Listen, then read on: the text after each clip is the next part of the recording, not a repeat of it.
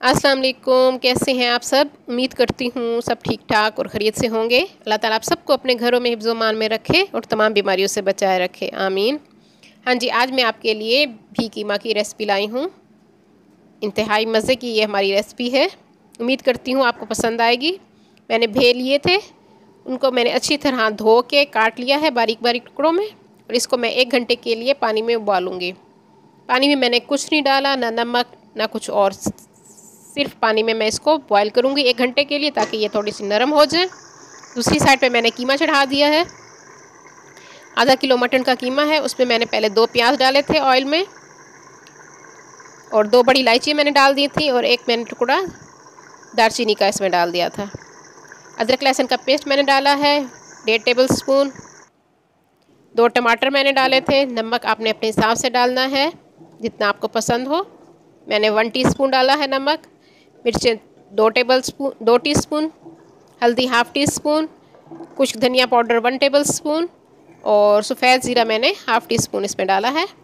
और इसको मैंने प्रेशर दे के गला लिया है। कीमा हमारा गल चुका है। अब हम इसको भूनेंगे अच्छी तरह से, कीमे की भुनाई करेंगे। हाँ जी, मैंने अब इसको कढ़ाई में डाल लिया है कीमे को, और इसकी हम अच्छी तरह से भुनाई कर रहे हैं। इसका ऑयल निकल रहा है, इसका मतलब है कीमा हमारा भुन चुका है।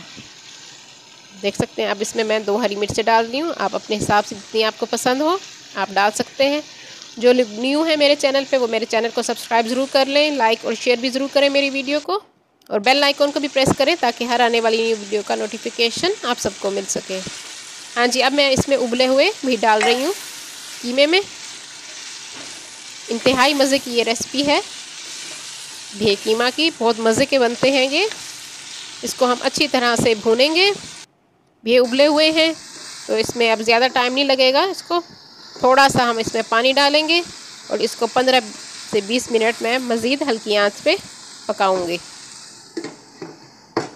हाँ जी, मैंने इसको ढक दिया है, भून लिया। अब मैं इसमें पानी डाल लेती हूँ।